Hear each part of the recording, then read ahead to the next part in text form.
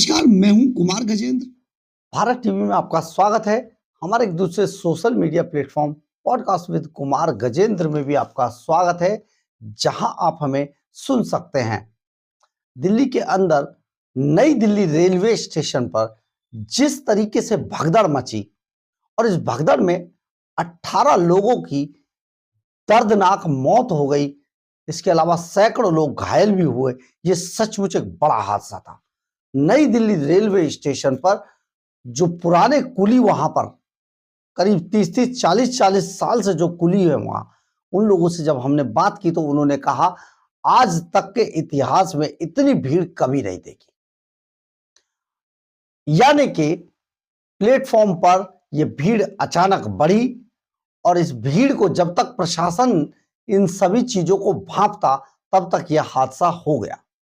और जब इस हादसे के बारे में जानकारी जुटाई गई तो बहुत सारी चीजें ऐसी हैं जो किसी बड़े षड्यंत्र की तरफ इशारा करती हैं। जो रेल मंत्री अश्विनी वैष्णव हैं, वो भी कई षड्यंत्रकारियों के निशाने पर हैं। इसके अलावा प्रधानमंत्री नरेंद्र मोदी और अमित शाह की सरकार को भी बदनाम करने की बड़ी साजिश है। लेकिन इस साजिश का षड्यंत्र किस तरीके से रचा गया, इसके बारे में अब एनआईए इसकी जांच करेगी और एनआईए दूध का दूध पानी का पानी करेगी इस पूरे हादसे के बारे में। नई दिल्ली रेलवे स्टेशन की बहुत सारी सीसीटीवी फुटेज निकाली जा रही है और यह जानकारी जुटाई जा रही है कि किस तरीके से यह हादसा हुआ। होना नहीं चाहिए था, क्योंकि यह सीढ़ियों पर जब यह हुआ है तो इसमें कुछ बातें निकल कर सामने आ रही हैं। आज जो संजय निरुपम है, जो कांग्रेस और शिवसेना में भी रहे हैं, उन्होंने भी सनातन की तरफ यह इशारा किया है कि सनातन के दुश्मनों की साजिश का यह अंजाम है। यानी कि कोई है जो इस हादसे को अंजाम देने की कोशिश कर रहा था।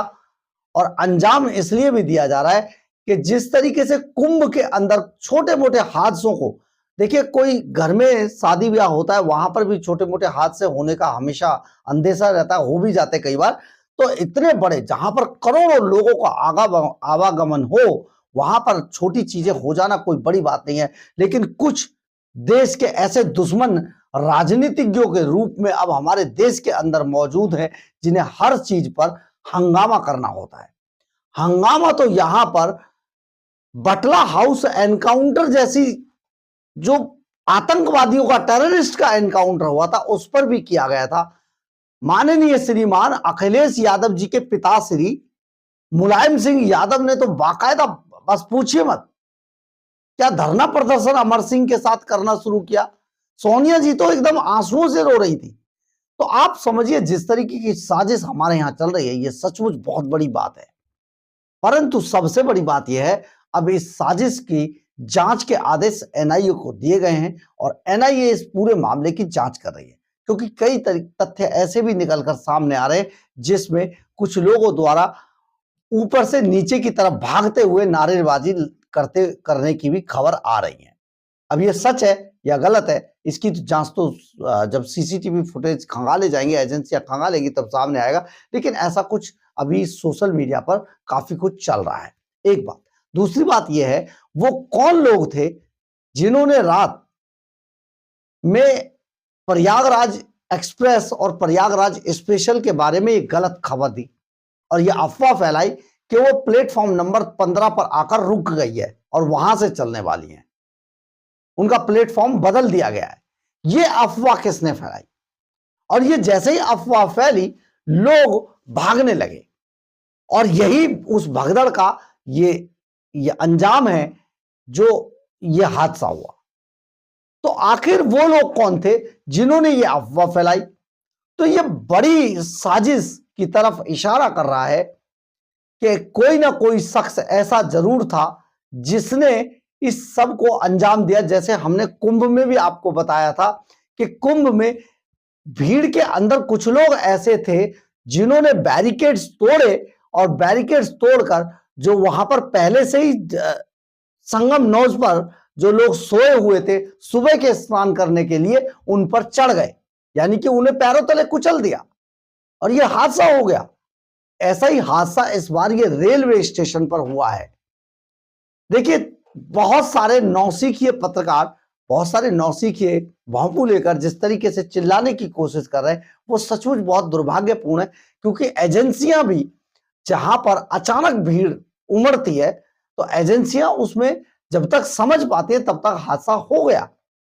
तो ऐसे में बहुत सारा दोष एजेंसियों पे मर देना भी ठीक नहीं है, लेकिन अगर वहां पर कुछ लोगों द्वारा यह साजिश की गई है तो उस साजिश को निकालने का काम एजेंसियों का है और एजेंसियों को बहुत तेजी से उन सारे सीसीटीवी फुटेज को खंगाल कर उन फुटेज को देश के अंदर जारी कर देना चाहिए, ताकि लोग देख लें कि किन लोगों ने ये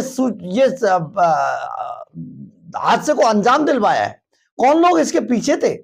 उन लोगों की जल्दी से जल्दी पहचान भी की जानी चाहिए।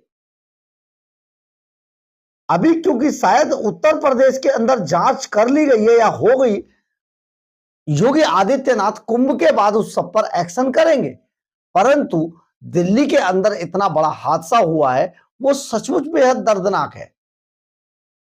अब इसमें पूरी तरीके से साजिश से इनकार किया नहीं जा सकता है। एनआईए को ये जांच तभी सौंपी गई है क्योंकि अब से पहले ऐसी भगदड़ का कोई हादसा नई दिल्ली रेलवे स्टेशन पर इतना बड़ा हुआ नहीं था, ये पहली बार था। तो आखिर ये अफवाह फैलाई किसने?